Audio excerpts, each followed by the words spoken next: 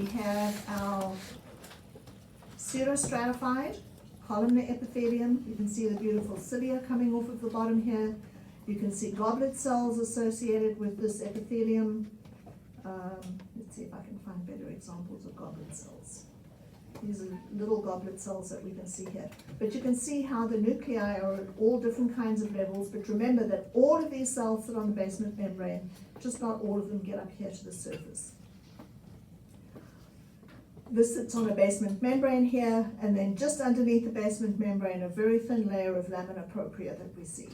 And in fact, in this particular case, the lamina propria is very difficult to distinguish from the loose connective tissue we see in the submucosa. And in the submucosa, here you can actually see, hopefully you all are looking at this and saying, that looks like a duct. Okay, bistratified cuboidal epithelium. This is a duct of one of those seromucous glands that we can see. And I'm going to go back this way because now you can actually see the seromucous glands themselves very nicely sitting in the submucosa. You'll also see associated with the submucosa blood vessels.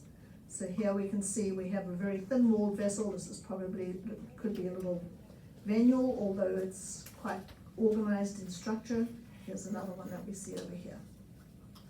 And then we end up with the perichondrium associated with this cartilage, and then the classical hyaline cartilage associated with the C-shaped cartilage rings, the perichondrium on the other side, and then the adventitia.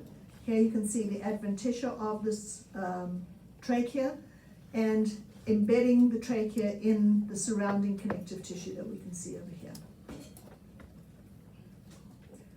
So that is trachea. Any questions about trachea? Because if not, we can go straight into our lung tissue. And the lung tissue, this is really nice because now we can actually see the intrapulmonary components of the conducting system, as well as the portions where we see gaseous exchange occurring. And so what I want to do, and now it's not allowing me to magnify it up.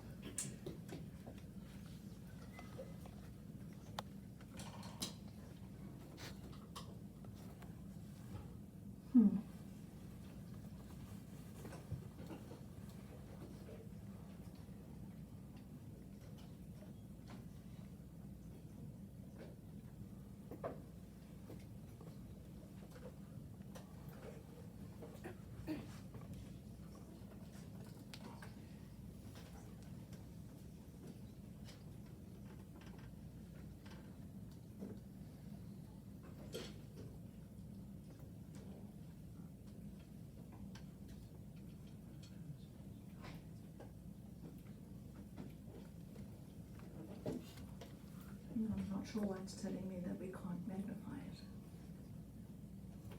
it.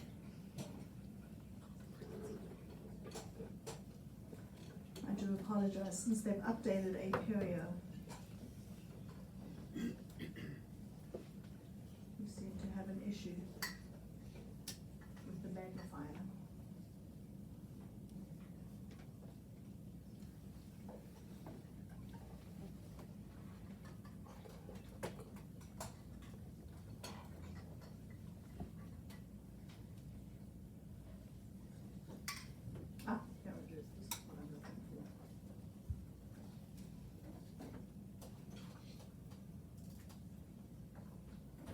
All right.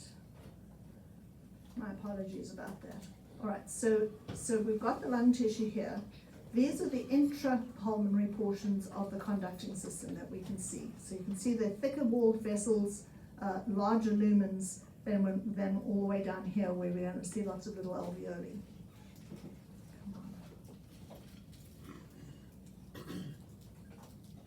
And I want to start off with that nice big one here. And as I magnify this up, you should already be able to see. Can you see the cartilage here?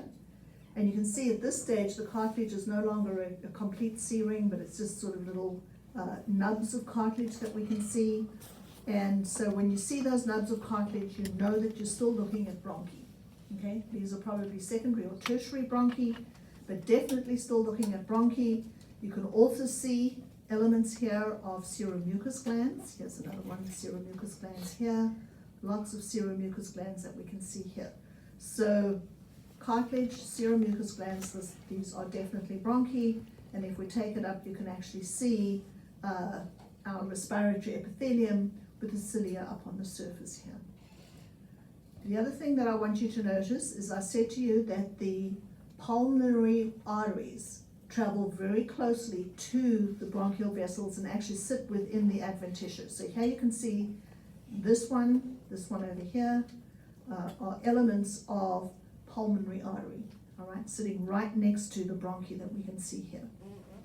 Now, what I want to do is we want to go and have a look at these sort of structures here. So you can see here's another little small one, but look at this one. It's interspersed. You've got some smooth muscle here, but you've got little bits of cuboidal epithelium still sitting over here, but we have alveoli. So here we're now looking at respiratory bronchiole, okay? This is a very nice one. I just wanted to show you that, but what I need to do is we need to go down and we need to look at this little one here. If you look at this one, now you can see, we can see the smooth muscle very nicely, but you see no cartilage here, no seromucous glands here. So this one here is definitely a bronchiole, right? So the difference between a bronchi, and bronchiole is these ones no longer have cartilage or seromucous glands. So we went all the way here from bronchus, bronchiole, and then that little one that I showed you over here, respiratory bronchiole over here because it's got alveoli on it, right? And you're going to see all the way through here, it's going to be very difficult to actually find elements of alveolar ducts because of the way it's cut. So that's why a lot of the pictures that I showed you during the lecture actually didn't have actual histological images in it, because it's better to draw it for you than to try and find a section where it's just ideal.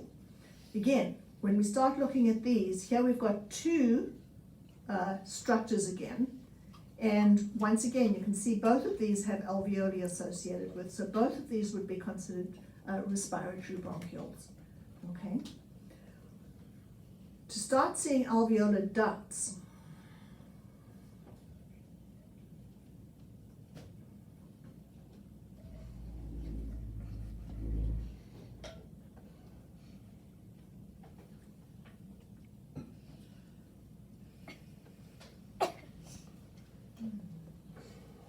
my apologies, I know that there are good examples of it up here somewhere.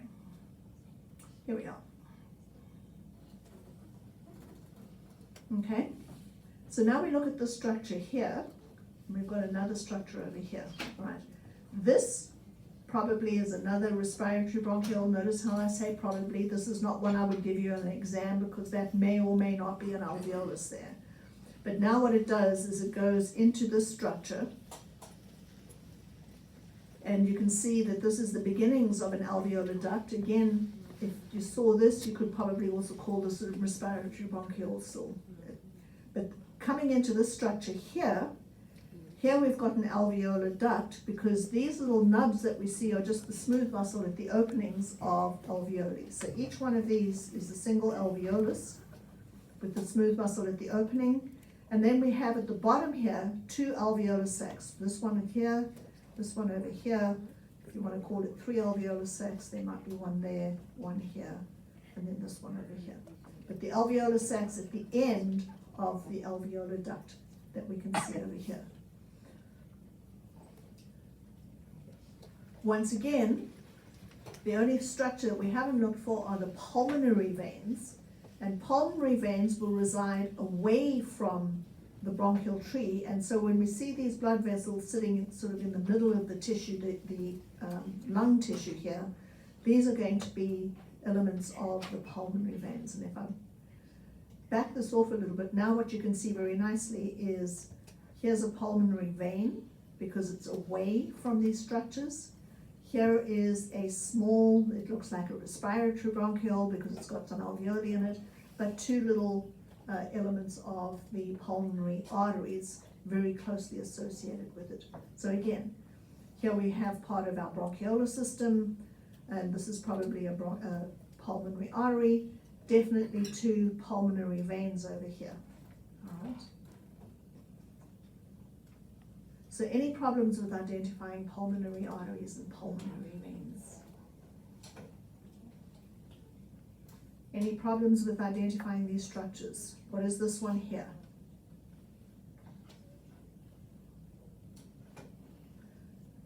Let's pretend that this guy is absent. We saw just this. Bronchi or bronchiole? Bronchiole, okay? Because we don't have cartilage, don't have serum mucus glands, so very good, right?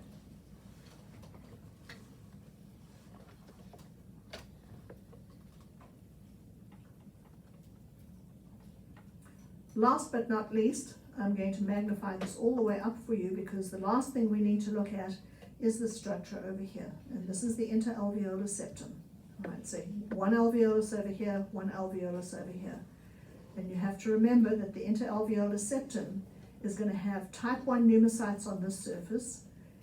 In the interstitium here, it's going to have some elastic fibers, reticular fibers, capillaries, all right? And then another type 1 pneumocyte on this surface over here. So again, any issues with the difference between, if we ask you what are the elements of the interstitium versus what are the elements of the interalveolar septum, that you're not going to confuse the two. In the interalveolar septum, you add the type 1 pneumocytes. In the interstitium, the type 1 pneumocytes are absent, okay? The interstitium is just the connective tissue and the capillaries, whereas the interalveolar septum also has the type 1 pneumocytes on either side. And in fact, we'll have type 2 pneumocytes in some of the corners of the alveoli as well.